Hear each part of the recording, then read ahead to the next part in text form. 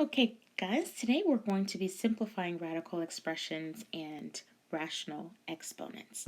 Okay, so let's get started with our first problem. The first problem that we're going to do is the cube root of 8 raised to the fourth power. So according to PEMDAS, we start with what is in the parentheses.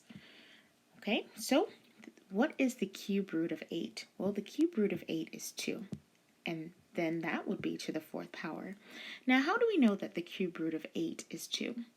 Well, that means what number do we have to multiply by itself 3 times to get us 8? Well, that would be 2. If we multiply 2 times 2, we get 4, and 4 times 2 is 8. So yes, the cube root of 8 is 2. So 2 to the fourth power, what is that? That means 2 times 2 times 2 times 2, and that's 16. So the answer is 16. All right, let's move on to our next problem. It's a little bit more complicated, but I'm sure we can get through it. Okay, before we start this problem, let's talk about some formulas that we're going to need. So if we have a variable x, that is to the m power, and then we raise that to the n power, what we'll get is x to the mn, meaning we're going to multiply the exponents. So let's do a quick example of that. So if we have 2 to the second power, and then we raise that to the third power, what would that be? That would be 2 to the 2 times 3. And what is that? 2 to the 6th power. And 2 to the 6th power is 64.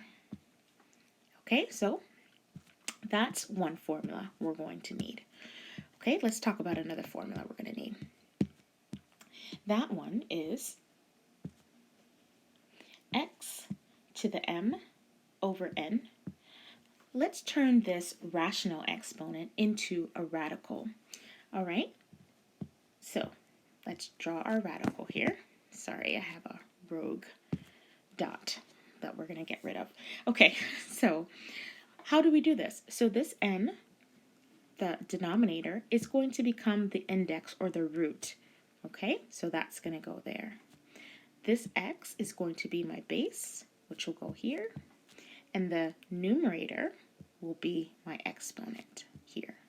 So what does that look like? It looks like this, the nth root of x to the m power. Okay, let's do an example. So let's say we had 4 to the 1/2 power. Well, according to this, what would that give us? This would give us what? This denominator goes here, 2. This base goes here, 4. This numerator goes here, 1.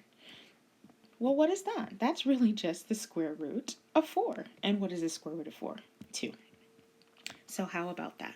So that is how easy it is to turn a rational exponent into a radical. Okay? Now, let's look at another example. What if we took 27, and I need to figure out an easier way to clear my screen, right? Okay, so what if we took 27 to the 1/3 power? What would that give us? That would give us what? 27 here, right? And it would be the cube root of 27. So what is the cube root of 27? That's 3. Again, why do we know that's 3? What number multiplied by itself 3 times gives us 27? Well, 3 times 3 is 9, and 9 times 3 is 27. So, ladies and gentlemen, there's our answer. Okay, now let's pause this video, okay? I'll give you a problem, and let's see if you can do it, okay? So let's do 4 to the 5/2. Okay, go ahead and pause the video, see if you can do it. Okay, so how would we change this problem? Well, this could be what? 4 to the 1/2 to the 5th power, right? So that uses 2 of the formulas that we used earlier. So x to the mn, and also this. Okay, so We're going to use that in a second. So what is 4 to the 1/2? What did we say? That's the square root of 4. And that's going to be to the 5th power. What is the square root of 4? 2. So 2 to the 5th power. What is 2 to the 5th power? Again, 2 times 2 times 2 times 2 times 2, 5 times. And so what is that? 32. So hopefully you got the right answer.